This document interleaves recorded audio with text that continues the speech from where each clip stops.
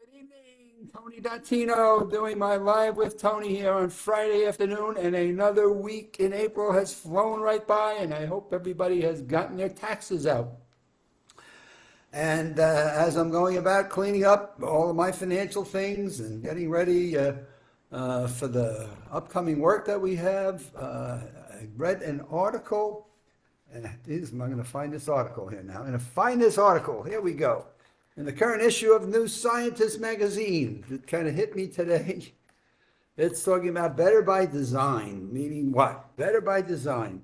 Neuroscientists are turning in their hand to interior design, helping us create homes that don't just look nice, but they boost our physical and mental health. So, of course, we're looking at how to design a room in a house. How do you put the right lighting? Are there right colors on the wall? Are there the right spacing? It's back to Feng Shui. And what do we do with our houses and how we decorate and its impact on our moods and our impact on our mental health. So I read a section in there about being more creative and problem solving and what the light should be, and come across a piece on clutter. And that you have things piled up and you have a sense of clutter. It kind of messes up your head a little bit. Some people like clutter and they seem to be able to handle it. I don't like clutter and I'm not sure that I handle it. So I look at a pile of articles that I save from my Live with Tony broadcast, and I say, my goodness, I'm saving them and saving them. I wonder how old they are that I just keep saving them. And so I go over to the pile and I pick up a stack of newsletters. A couple of newspaper articles. I pick up a magazine article, and I just say, my goodness, here I am saving all these wonderful gems for my Live with Tony audience, and I say, what good are they if I just keep putting them on the pile of clutter? So I go to the pile of clutter, and here I go, January, the Harvard Health newsletter. Work out these balance busters. What do you do to maintain physical flexibility so you're in balance and you don't trip over and fall or step on something and trip on your own shoes? It reminded me of almost a year ago now when I messed up my rotator cuff trying to do something on a door frame and falling down 2 steps and tearing my rotator cuff. So here's an article I've been saving. What is balance? You're a controlled system and it involves your whole body of maintaining a level of stability. It comes out of the January 2022 Harvard Medical Letter. So not been talking about that, about your feet and about your balancing, do you have any ear issues? Do you have any vision issues? And so here I am sitting on this since January. It's on the pile, and you now have gotten the essence of what do we need to do for balance. And when we talk exercise, we talk about not just aerobic, not just anaerobic, we talk about flexibility and balance, so we're not falling over. And how many seniors do we walk with and talk with and work with that worry about balance and being able to not fall over at the slightest thing? I come across the Cleveland Clinic Men's Health Advisory letter from February. Well, it's April, it's not too bad, but it's February. Sleep is vital for good health.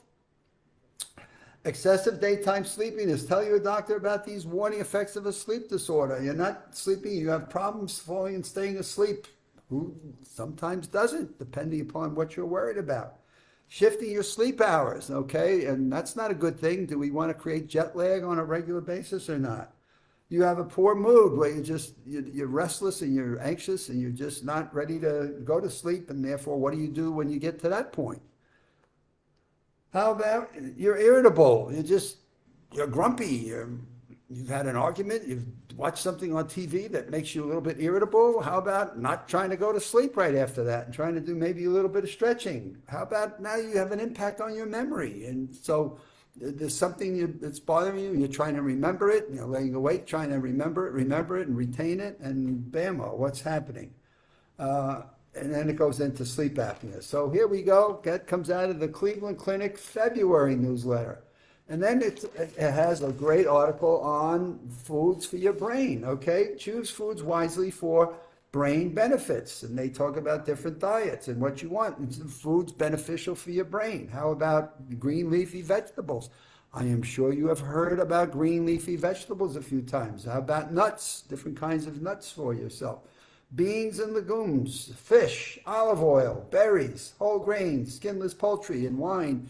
Berries. Here we are in Windermere, Florida. It's blueberry season. So guess what we did yesterday? Got a visitor from Connecticut with us. We went out to the blueberry patch and we picked a whole bunch of blueberries. So we will be eating blueberries for a little while. Since we picked the extra size container that they had, it was just a whole lot of fun. And how can you leave some of those gorgeous blueberries on a bush? But here we are talking about the beans and fish and what fish. We work down here.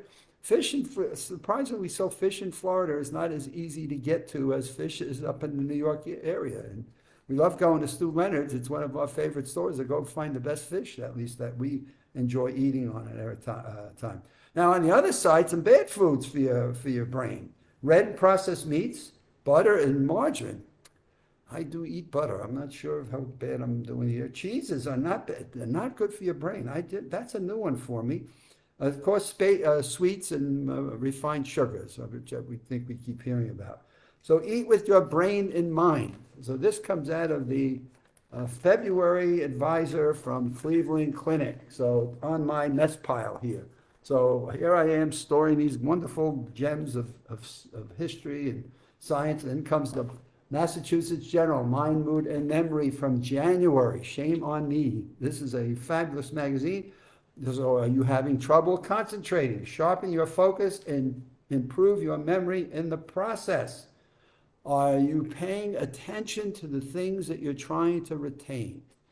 And I always liken to this when Jim Carroll and I went off to Universal Studios for a dinner at the Hard Rock Cafe when he was down here doing some work with me at one point.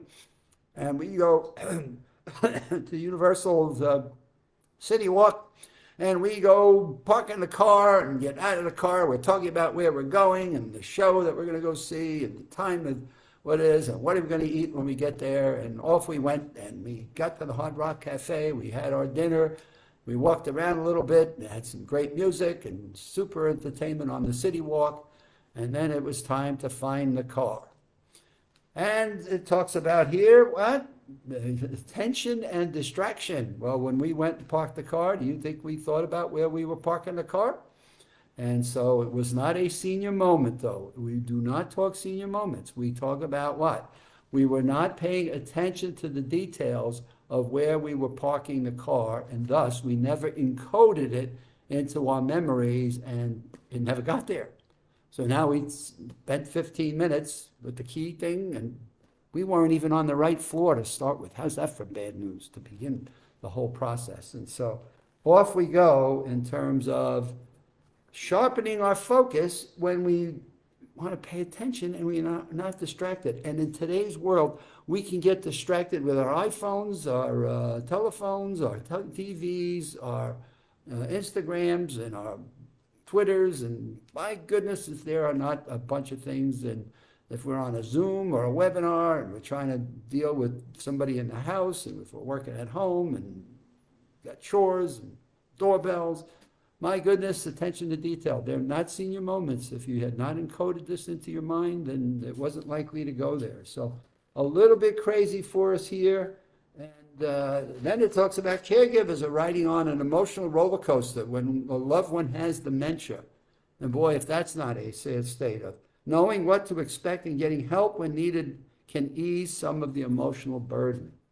And certainly as we deal more and more with people worrying about dementia or really suffering from what I call the lack of social interaction during these really challenging, difficult times that we're going through, that continues to highlight COVID and viruses and the spread of, and people that I keep meeting and hearing about people that keep getting it. So it's not gone for me. It certainly is not. And of course, I'm a senior, and so when you hear about, except for, it's something that I say, well, I better pay attention to this because this is something that's very, very relevant to me. So these are just four, okay? So reading from the design of a place, just some of the articles that I pulled I'm not going to try. I got a bunch more. We'll be covering these next week. I'm going to clean these up and get them filed away into my archives of research. But I wanted to at least share a few of those with you as I was kind of fired up in a positive way to say, my goodness, I've got January, February gems here that I want to share on my To Be Live with Tony. And I just felt that, you know what, let's just cover them tonight, which then left me for one that I was going to cover. It was part 3 of what I've been doing this week. And so I will have to put that on the next week pile and start building my next pile, which is what I'm trying to eliminate so I don't have this clutter and this mess. I love doing these. I want to make a difference. I think if you look at our USA Memory Championship website, we just had a relaunch of it again, and it looks great. We're getting some really nice feedback from people. So if you get a chance, take a look at usamemorychampionship.com. It's the website talking about this year's USA Memory Championship, which we're doing preliminaries on July 30 and finals on October 1st. Stay with us on that. Stay up to date with the website. It'll keep you up to date with everything we're planning to do to show people there's so many more things we can do with our mental health and our memories than we ever thought possible. And that keeps us passionate and going as we continue to move along. And hopefully I found, I was putting a shirt on this morning and there it is, USA Memory Championship with our logo, our seahorse, which is the shape of our hippocampus that's in our brain, which people ask, why a seahorse? Because it's what the brain part looks like, called the hippocampus. Have a great weekend. Not sure where everybody is. Baseball season in full bloom. Basketball's playoffs are going. Hockey is. Golf is going. Let's hope all of you have a safe weekend. You get out and enjoy some of the outdoors. Crucial to our well-being and health and getting a little sunshine. So with it all, have a good weekend. We'll see you back here on Monday.